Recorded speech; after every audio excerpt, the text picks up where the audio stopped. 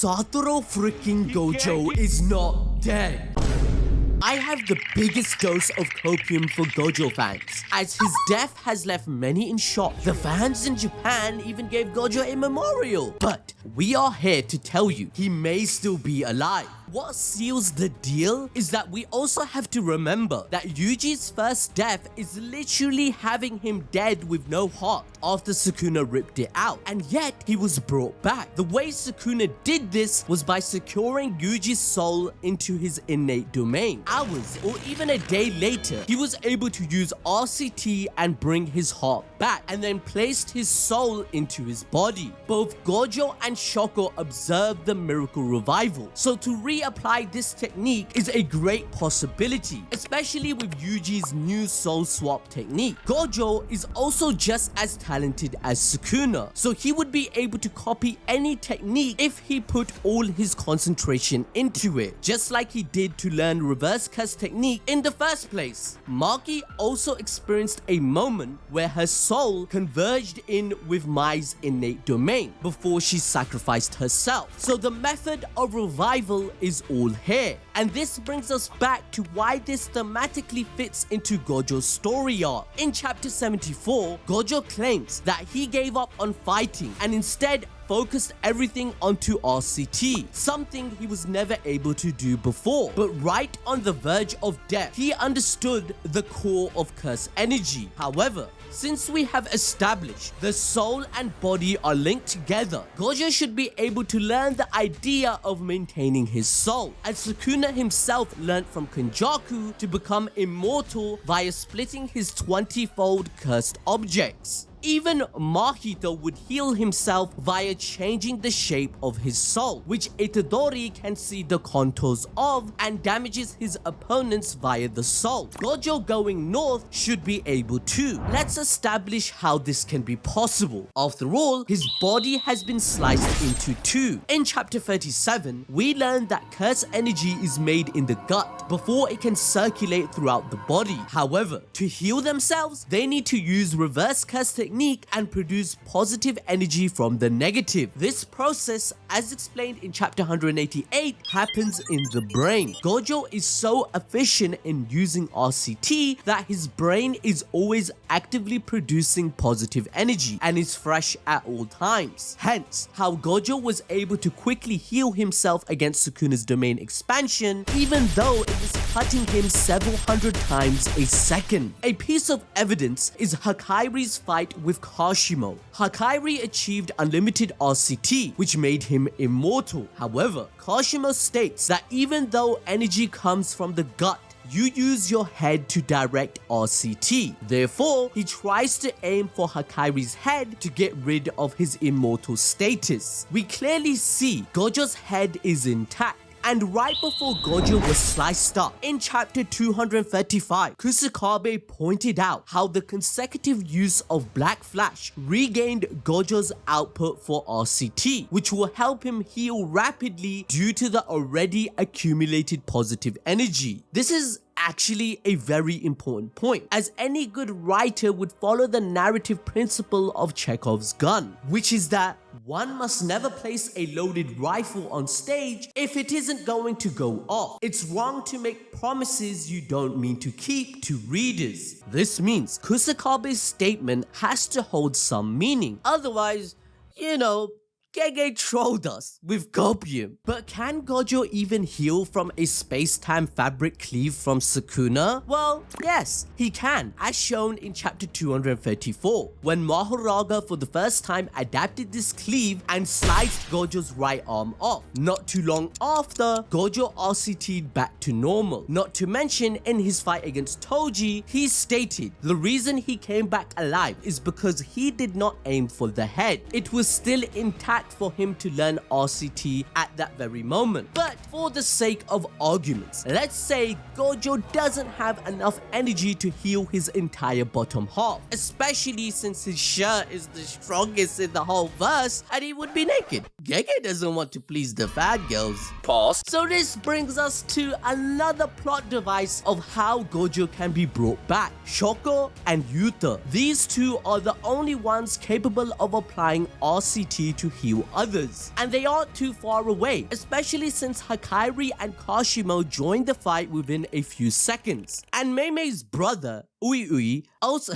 I can't pronounce his name, and he's a weirdo. I don't know. But anyways, he has the ability to teleport. Therefore, it's not an impossible task to get Gojo and heal him. Yuta even saved Yuji Itadori from his second death. He was ordered via binding vow to kill him, and so he did, informing Naoya Zenin of his contract being fulfilled in chapter 143. However, after Yuji's heart stopped, Yuta RCT'd him back to life. Sukuna even reacted in chapter 141, but knew what Yuta had done and didn't interfere. Likewise, Shoko is pretty much a certified jujutsu doctor at this point. Furthermore, the idea of souls traveling in the afterlife to their destination is displayed in chapter 236. Gege purposefully uses Nanami's character to create an analogy on the direction one can take after their death. He brings up Meimei's recommendation on where to migrate. If you want to become a new version of yourself, go north. Nanami confirms that this whole interaction is not a dream or hallucination. He reveals to Gojo of his own final moments, where he was confronted by Haibara's spirit as we saw in chapter 120. Plus, the idea of his retirement was to move to Malaysia, which is the south of Japan, which completely checks the boxes. Nanami's final moments are obviously not possible to generate with Gojo's own memories of his friends. So the concept of the soul living in another world might go further to explain how the dead can interact with the living, and how Geto's body managed to choke Kenjaku out in the Shibuya incident. But Nanami not only reveals that there is life after death, but also gives the copium we all need. Gojo is not dead.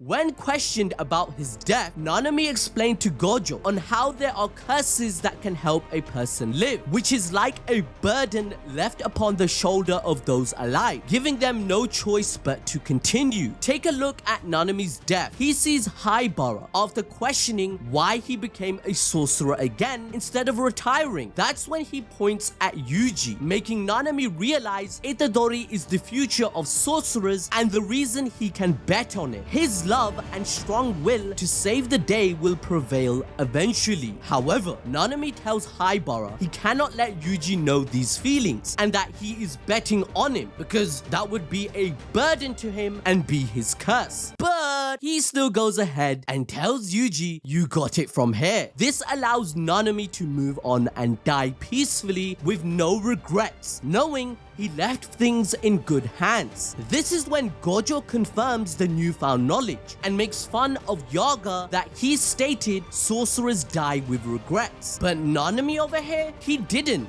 And he's content. Likewise, Jujutsu also works in the same way, by giving the student no choice but to persevere. Nanami, after he died, chose south without hesitation, giving his reason that a pessimist like him in his final moments had to bet on the future. However, Jujutsu Kaisen has pointed out multiple times, Gojo is the polar opposite of Nanami, which is why he believes that Gojo outlived him. In the end, Gojo's interaction with his dead friends come to an end, as he wishes that his reunion with them and the experience he is living is real. This sentiment showcases that Gojo is about to make a decision, which he might regret if he doesn't end up back here in the afterlife with Geto and his friends. This decision is to go north, following Nanami's analogy to become a new version of himself before actually dying. Gojo even admits that he used Jujutsu as a means to satisfy himself. So this is the rebirth for Gojo to now live to protect, as someone who is humbled again with a new perspective. He failed every single goal he had in life, but with a second awakening, he will achieve them. Furthermore, we all know Jujutsu Kaisen has made many references to Gojo being like Buddha. His quote of heaven and earth is directly from him. This quote originates from Lotus Sutra, one of the most influential and venerated. Notice I said lotus flowers, but I'll get to that in a second, because it's not only the quote that Gojo uses. He also utilized Buddha's pose of pointing his fingers north and south, just like him in chapter 74, whilst quoting, "Throughout the heavens and earth, I alone am the honored one." When Buddha was born, he took 7 steps from his mother and pointed to the sky and the earth to say the same thing. But what's crazy is that their similarities don't end there, because Gojo's supposed death took place a day before his 29th birthday. Yep. Even though his birthday took place on December 7th, he had lost 18 days due to being sealed in the timeless prison realm. His physical time on Earth is 29 years only after a day from his fight with Sukuna. This age is important because Buddha at 29 himself started his journey to enlightenment, reaching nirvana to be reborn. Gojo's whole character is about awakening and enlightenment. From him being born with the 6 eyes and limitless, he awakened the world into a new era, to even himself, with his name Satoru being derived from Satori, which means to know or to experience awakening. To further prove Gojo's rebirth, we also see imagery of lotuses, and in Buddhism, these flowers represent purity, spiritual awakening, and faithfulness, which in Gojo's case is to his students. So since the lotuses symbolize the rebirth of the soul, and Gojo finally losing, stripping him of the title of strongest, his ego is now destroyed. He has been humbled, which brings him an opportunity to come back, which again relates back to Buddha, as when he was a baby, he took 7 steps north, and with each step a lotus flower appeared on the ground. However, Buddha only attained the title and enlightenment after he fasted, and then finally broke the fast by eating. In the same way, Gojo eating this L from Sukuna is the key to his real enlightenment. In our last video, we explained that Gojo lacks the correct sense of self. He may understand the core of curse energy, but not the purpose of how it should be wielded to live up to his title of strongest. Much like Mahito against Yuji, he finally understood the core of his soul to finally get his true form. Sukuna has done the same, and now it's the turn for Gojo. In Buddhism, our sense of self is an illusion created by our thoughts, feelings, and perceptions. Everything in the world, including ourselves, is in a constant state of change and impermanence. In essence, the Buddhist concept of the sense of self encourages us to let go of our ego and the illusion of a permanent self, leading to a deeper understanding of reality and a path to inner peace that Gojo desires, as his ultimate downfall was his loneliness and the aspect of thinking about getting satisfaction from Sukuna, which he now understands was wrong. What he actually wanted was inner peace with his friends and being with his loved ones. Nirvana is liberation from the cycle of dukkha, which is being in the state of dissatisfaction of life. This is one of the conditions of enlightenment. So, if Gojo himself is admitting he is suffering from an existential crisis, how could his story arc be complete, as he never achieved it? When you take a look at chapter 37, when the concept of curse energy is being explained, it follows the Buddhist principles, which is we exist in this world with our entire body, mind, and soul. But most people have taken that maxim for granted. Gojo had never killed his ego. He determines his existence through his strength, which is why he proceeded to call Jogo weak, for example. He goes out of his way to declare Sukuna the challenger with 200% purple, highlighting what? His ego. Throughout the fight, he makes fun out of Sukuna and even states he's going to show off because my students are watching. Even against Toji, he wasn't fighting for Riko Amanai, but himself. Therefore, Gojo let his title define his existence, falsely believing there was a line between himself and others he loved. The truth is, childhood friends like Shoko stated they were always there for him, but Gojo chose to not let them help. Funnily enough, Gojo's story is also a playback to Indra from the Hindu mythology, where he too was defeated by Asura and came back to life with his ego depleted. completed. The parallel between Gojo and Indra is shown at us with his hand seals and mudra for his domain expansion. It's exactly the same. This gives another foreshadowing that Gojo will come back to life just like the mythology that Gege has based his story on. Now, to enjoy more peak fiction, why not understand Gojo's loneliness in the first place and what was his biggest mistake that made him lose against Sukuna?